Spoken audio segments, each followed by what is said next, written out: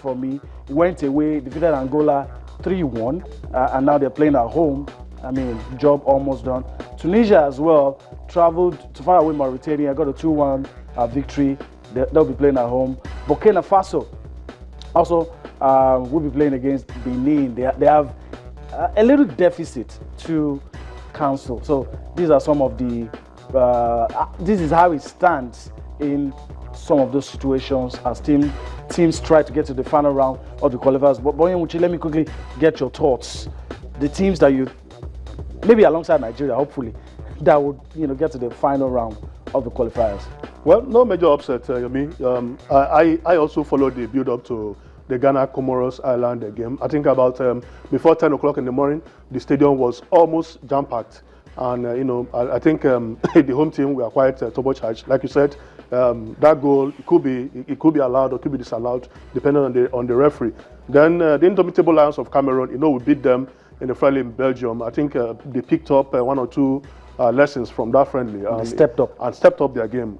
Vincent Abubakar and the rest finding themselves on the score sheet in Niger Republic, in Niamey, a very difficult place. I bet you the Eagles will still go there and complain because the weather is very hard. The playing surface is very terrible. But you see, when you are playing in Africa, you have to prepare your mind for this kind of obstacles. Get used to it. Get used to it. All is fair. And that's what the Indomitable Lions have done. I think the one that is very, very important to us should be the game in N'Djamena between Chad and Egypt.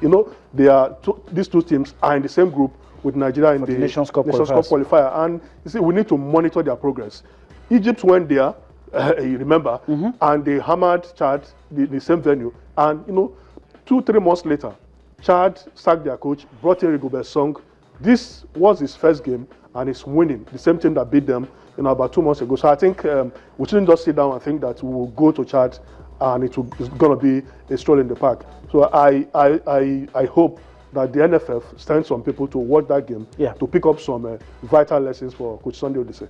All right, so we hope that will be the case, and wish all the teams well, and hope that our own dear Super Eagles will be in the final round of the qualifiers for the 2018 World Cup. Well, let's travel to Rwanda. The players are not yet in Rwanda, but let's talk about what's going to happen in Rwanda next year, the African Nations Championship. Now, Nigeria. The teams have been drawn into groups. Maybe I should quickly run through the groups before allowing you to make his comments. Group A, you have the host Rwanda, Côte d'Ivoire, Gabon, and Morocco in Group A. In Group B, you have DR Congo, Angola, Cameroon, and Ethiopia. This looks like a very, very strong group, if you ask me. Well, in Group C, Carthage Eagles of Tunisia, Super Eagles of Nigeria, Niger, and debutants Guinea in Group C. And in Group D, well, you have Zimbabwe, Mali, Uganda, and Zambia. I think all the groups are difficult. Yes. This represents the best on the continent as far as the local leagues across domestic Africa football are concerned. So for the Super Eagles, their job clearly cut out. They play against Tunisia. Tunisia won the inaugural edition of CHAN. Yes. And they have a well-organized league. So they're putting a team together. It's not going to be very difficult for them.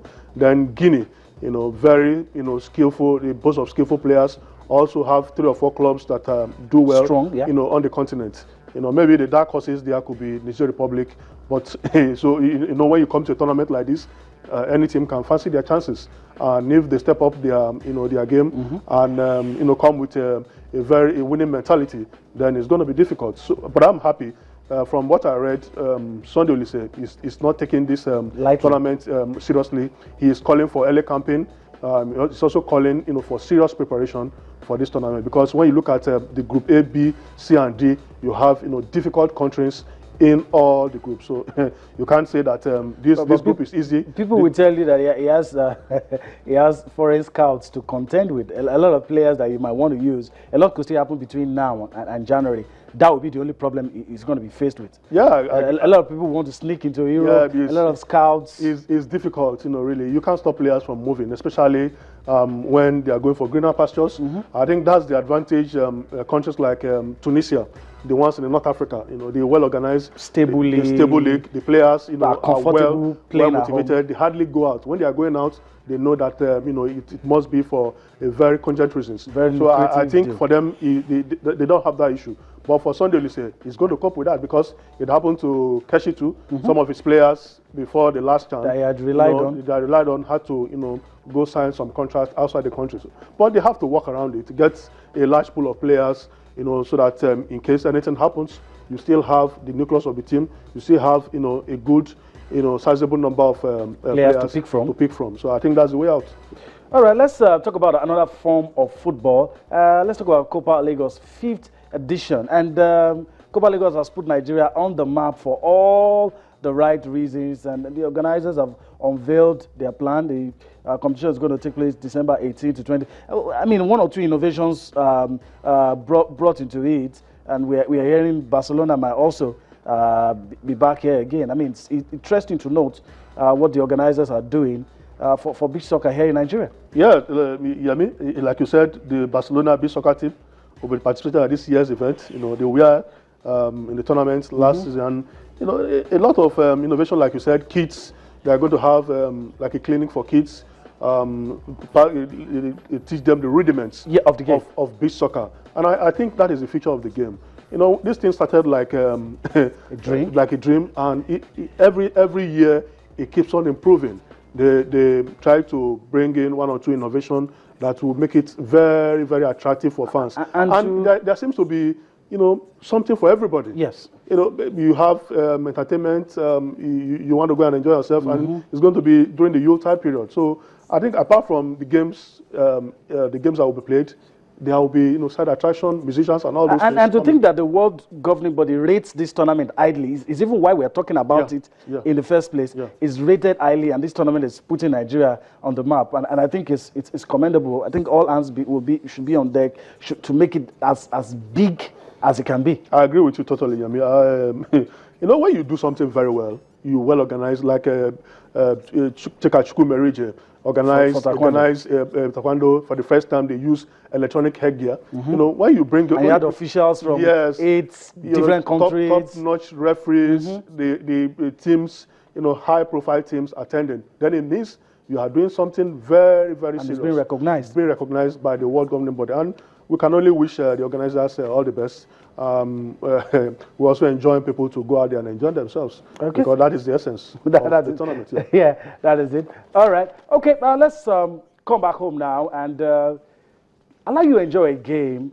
Week 38 just concluded Nigeria Professional Football League season. Let's allow you see how Sunshine could not make it. The sun couldn't shine for them, and the stars were dimmed by Eyimba. Let's allow you to enjoy that game and understand the reasons why Sunshine, despite having a very good squad, will not be on the continent next season. Enjoy this game, and we'll be back for more on Sports Tonight. Rather emotional, moody rather, but this is the first half. Sunshine came very early, almost picking a goal from Folabi Okiki, but good goalkeeping from Femi Thomas. Folabi Okiki, 2 goals he has scored in the season, was almost making it a third. Take a look at that. He's short again, a right-footed shot. Had a goalkeeper saving it with his left hand, and this time Sunshine came strongly, and Sema Folabi Okiki could not nick that rebound in, but it was a great shot earlier from Olorun Diary. See that again. Olorun Diary left foot hits the post, and Okiki balloons away from target. It was a good opportunity missed there by this man, Afolabi Okiki. Sunshine, Odunlami almost hitting an own goal there, but it was saved. The post saving him from back, of course, mouth lash, if I put it that way, from his man. And this time it was Ojo with that pile driver of a short. But it was a long diary. Yes, it was. And I went away from target again. Tried as much as the goalkeeper dived, not giving anything to chance. But it was the head of a Yimba defender that took that away. Sunshine came attacking again. And this time, not good again. It was a Denijis short. That had the goalkeeper not taking any chances. And the goalkeeper Femi Thomas put that into corner. Surviving it on the last day. Short form, range there. Good free kick, good goalkeeping, but it's corner.